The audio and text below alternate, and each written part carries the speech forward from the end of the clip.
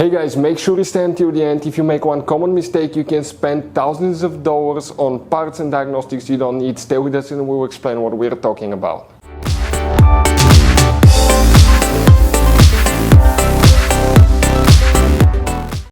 Hey guys, welcome back to Auto Repair guys. Thank you guys for watching and subscribing to the channel. Today will be super helpful video to any of you having a Toyota Sienna D generation here from year 2011 to year 2020. If you have one of those, you have a problem where power steering doesn't work, stay with us. We'll explain what can easily cause that. We'll explain which fuses, relays you need to check that can lead to that, where you can buy cheap parts, tools, fuses, relays at a good price, quick shipping, that way you do not waste your money and time, and why it's important to always test fuses and relays. All that guys will be covered absolutely free for your convenience. Make sure to stay until the end.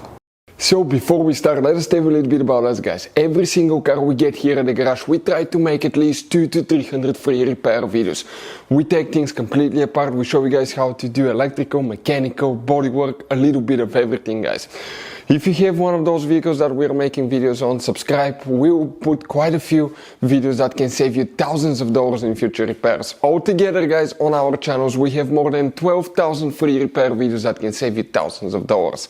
Now also, if you need to buy any parts, tools at a good price, quick shipping, that way guys you do not waste your money and time, we'll share in our videos where you can buy parts, tools, fuses, relays, because some fuses guys and relays are specific, especially for that Toyota Sienna. You have those special fuses right here.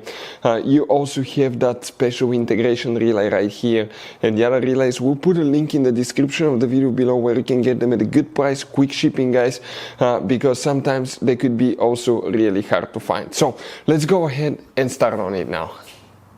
So if the power steering doesn't work guys, okay, what you need to check, we'll demonstrate on this 2014 Toyota Sienna, okay. By the way, which relay and which fuses you need to check. You have two different fuse boxes. Today we'll work in both. The first one is on the driver's side. Open the door, look above the pedals under the dash on the left side, upside down. You will see that you have one white cover that looks like this one here. Open it, underneath it you will find a fuse box layout that looks like this one. Before we continue, let's explain why it's important to always test fuses and relays.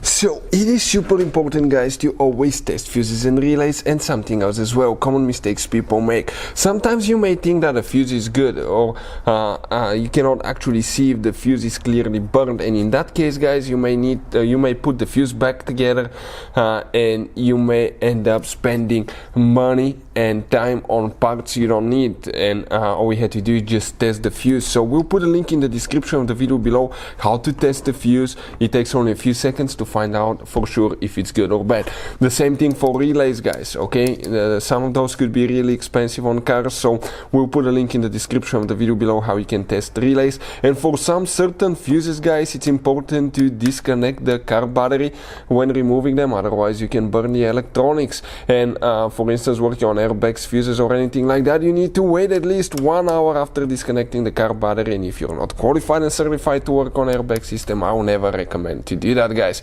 But when disconnecting the car battery guys, okay, common mistake people make, it's important to know which battery terminal you reconnect first. If you do it the wrong way, you can burn electronics modules. How we know about that?